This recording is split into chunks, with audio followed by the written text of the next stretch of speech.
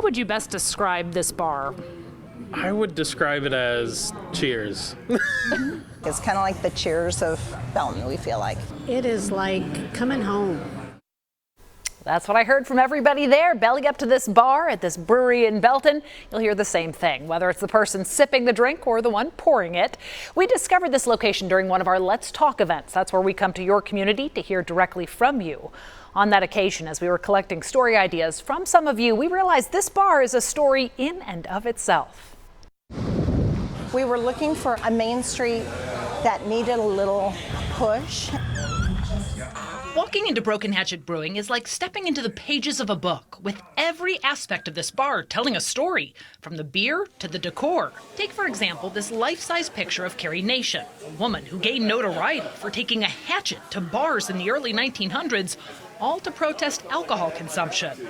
Not only is she buried in Belton, she's the inspiration behind this brewery's name. Broken Hatchet came about because the story of Carrie Nation, who was against alcohol and used a hatchet as her demonstration when she protested in saloons and bars. You'll also notice other nods to the history of the building itself. And the box spring or the spring bed is left over from when this was a mattress store.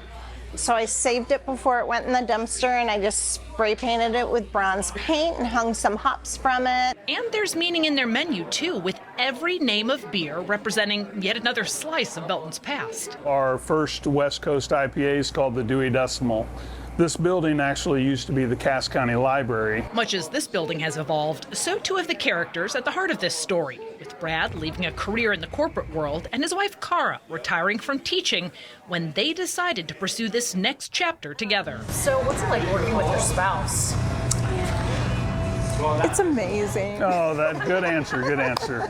Ask them about their strengths, and Cara will tell you she keeps the place spotless and adds a personal homey touch, while Brad matter-of-factly states he brews the beer. That's part of their recipe for success. Along with an unwritten rule, there's no arguing politics in this bar. The way Cara explains it, if they hear a conversation getting too heated, they try to quickly shut it down to keep the peace, a philosophy not lost on their patrons. It's chill, yet welcoming. It's very friendly, it's very welcoming, it's very quaint. We bring our friends, we've made new friends while we've been here. We've been coming for a few years now, I believe. We've talked to every single person on this bar at least one time. Some of these folks are family, some have become good friends through here. I can point out so many. And a couple we don't really like. And in that aspect, Brad and Cara will tell you they've found their happy ending, building a business that brews both beer and community connections.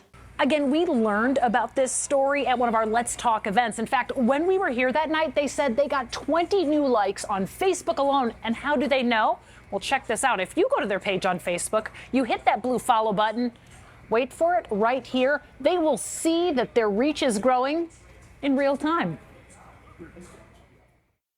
Okay, I have to admit, I thought that was the neatest thing. I did it a couple times. I unfollowed so I can follow again, and they really do keep track. It updates it automatically. I hope that number just ticks up some more as they're watching us maybe from the brewery. I hope that number is just flipping around right now. They were the nicest people, truly. A great couple, great people in that bar. By the way, they have a seltzer called Billy's Apple Pie Seltzer. It's named after his 103-year-old grandma.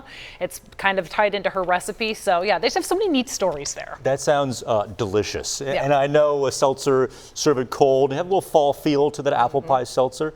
You can drink that outside. The weather's really nice. So I'll talk about that in a minute. Okay. Well, hey, we want more stories like this one that we shared, Wes. So again, if you have a story, scan that QR code on your screen right now. You don't have to wait for our next Let's Talk, but we do hope to be in your community soon so we can keep sharing great stories like this one.